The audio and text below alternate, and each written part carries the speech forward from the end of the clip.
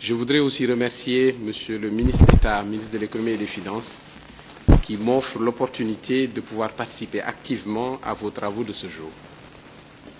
Le thème de gouvernement d'entreprise n'est pas nouveau, me direz-vous. Mais les récents événements dans le monde nous imposent de continuer à approfondir des réflexions dans ce domaine.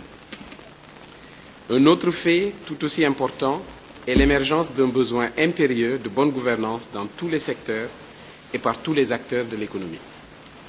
L'Institut sénégalais des administrateurs a fait preuve d'une forte volonté pour ce qui est de faire face à ces défis, mais une tâche difficile se présente à vous, ce qui consiste à passer du stade des vœux à celui des actions concrètes.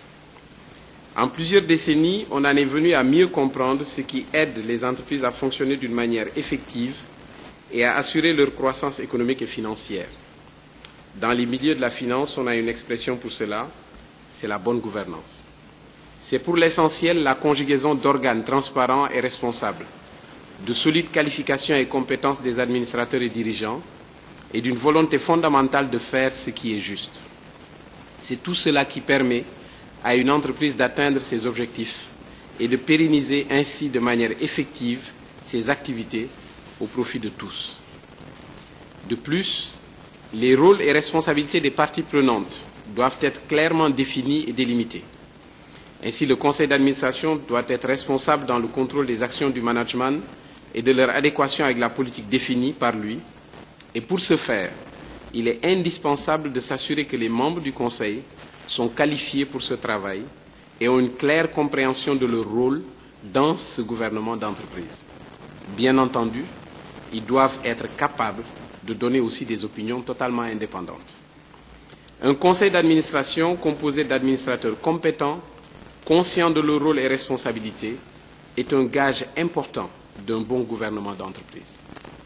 Mais les événements récents, aussi bien dans notre pays que dans le monde, montrent tout ce que l'économie peut avoir de précaire quand les organes qui font de l'entreprise une entité à la fois performante, transparente et responsable sont systématiquement affaiblis. Ce que révèlent les récents événements, c'est qu'un bon gouvernement d'entreprise suppose le respect des droits des actionnaires, notamment de disposer d'une information fiable et exhaustive sur la marche de la société, d'avoir son mot à dire en tout lieu et en tout temps. Ce qui, malheureusement, est le fondement d'une relation de confiance, postulat de base d'un gouvernement d'entreprise. Il s'agira principalement de contrôler les pouvoirs des dirigeants. La gouvernance d'entreprise annonce une nouvelle ère pour les actionnaires.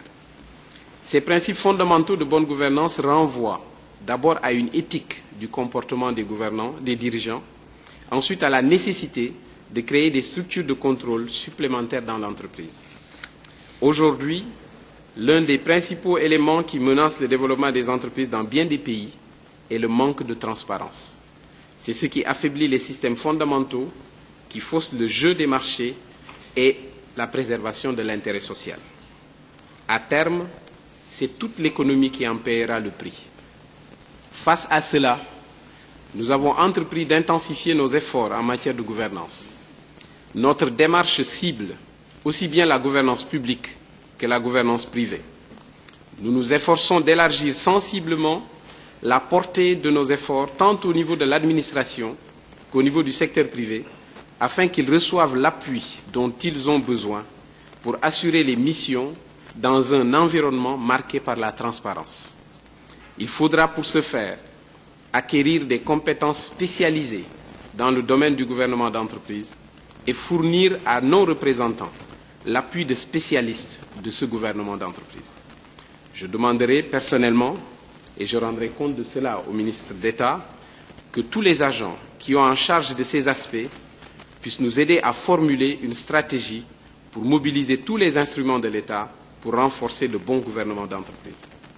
Mesdames et messieurs, sachez que tout ce qui peut garantir la compétitivité de la place de Dakar et permettre à nos entreprises de mener des stratégies autonomes de développement constitue pour nous, du gouvernement, une priorité. Certes, les premières réflexions nous mènent à l'administrateur, terme qui désigne tout d'abord une personne chargée de l'administration d'un bien ou d'un patrimoine. Il renvoie aux qualités d'un individu ou au titre de certains fonctionnaires ou membres du conseil d'administration qui doivent veiller sur les biens en bon père de famille.